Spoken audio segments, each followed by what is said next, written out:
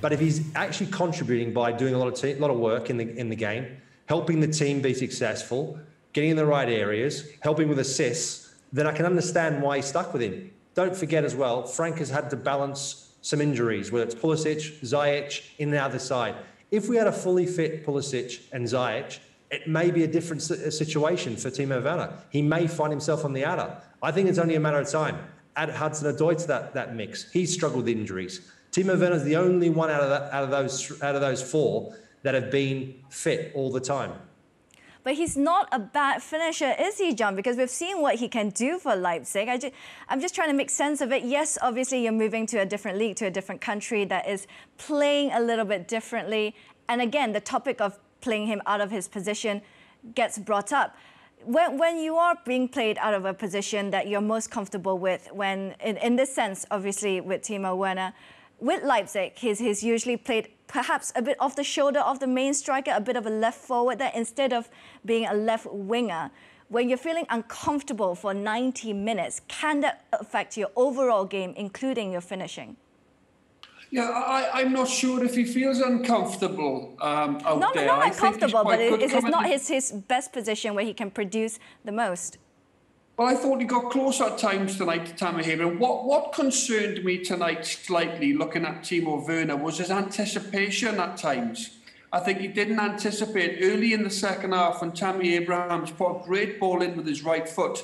If Timo Werner just tries to sneak a yard in front and anticipate that little bit better, I just think at this moment his timing is off slightly.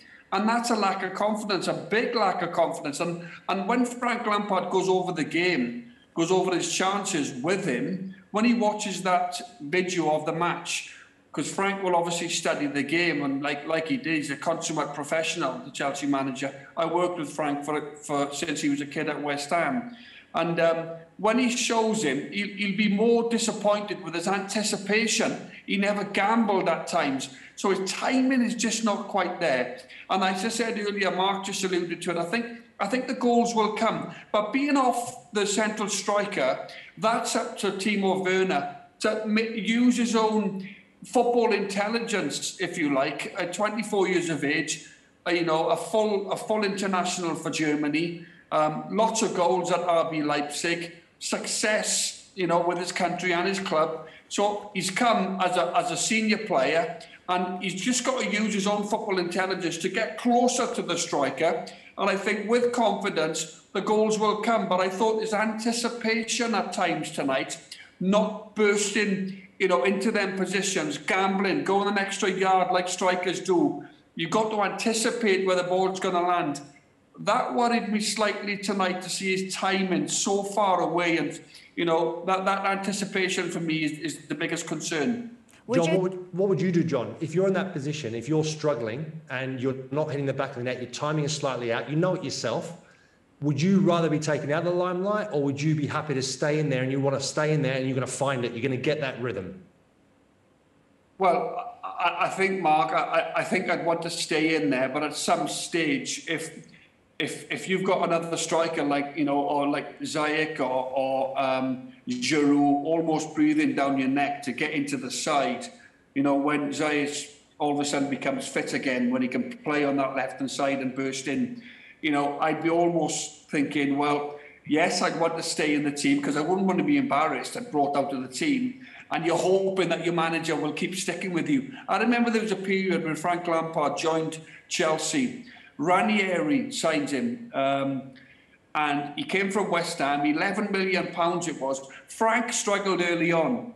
Frank struggled to get his goals and to burst into that forward areas from midfield, if you like. He was a fantastic goal-scoring midfielder. Ended up Chelsea's greatest ever goal scorer from midfield. But there was times when Frank wasn't quite, at his best, a little bit off in terms of the pace of the game, and Ranieri stuck with him, played him, and eventually Frank got the goals, and he never looked back. That might be a case what Frank might well do with Timo Werner. There's the thing with bringing in foreign players as well. You do need to give them a bit of time to bid into the English game. And Mark, the question to you is, you've played alongside Schürrle, who struggled when he came to Chelsea, but you also played alongside Willian, who hit the ground running. What is the difference between what will make or break your first season in the Premier League? I think with Willian, there was a little bit of an advantage. We had a couple of other Brazilian players in the squad, and I think like Oscar was there. We had Ramirez in midfield, David Luiz. So that actual transition was a lot easier for him in terms of bedding in, feeling at home, having teammates around him that spoke Portuguese, and he felt really at home pretty quickly.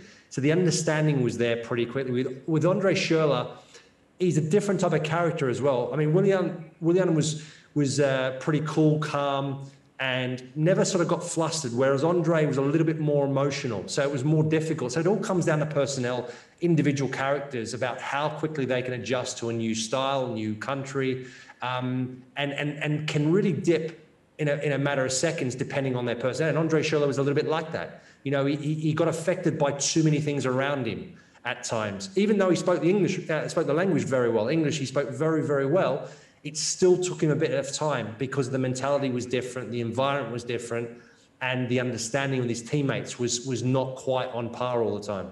I'm just thinking about a player that both of you probably would have played with, Juninho, if I'm not mistaken. Yeah, I obviously played with him on 3 different occasions at Middlesbrough. I'm not sure, John, if John was at Celtic when Juninho came. I played, we partnered each other. I think Henrik Larsson had left for Manchester United. Juninho came in, and he was fantastic. He really was. We played Rangers in one of his first games, which is a big game up here in Glasgow. And you've got to be a great player to get on the ball and make things happen. And he absolutely cruised through the game. And it was a real honour. I watched him at Middlesbrough, obviously a great Brazilian, one of the greatest Brazilian players to play in the Premier League. And it was a real honour when he came to Celtic, and I was privileged to have played with him. It's funny because I spoke to him recently about that time, his whole time in England, but also his time in Celtic in particular. And he felt a little bit, he felt frustrated. He felt that he didn't give Celtic fans the opportunity to really see him at his best. And he found it difficult. And also the style of football really didn't necessarily suit him at the time.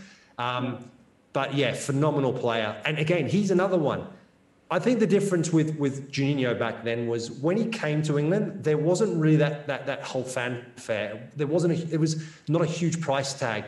There was quite a big, I suppose, audience for him when he arrived from the Teessiders, but not necessarily in the national press. So I think it's slightly different if you look at, say, for example, Timo Werner, big price tag, well-known, played in the Brazilian national team. Juninho hadn't at that stage. So it was a little bit easier for him to kind of slowly work his way into the side to find a rhythm. But when he did, boy, that first time at Middlesbrough, he was unplayable.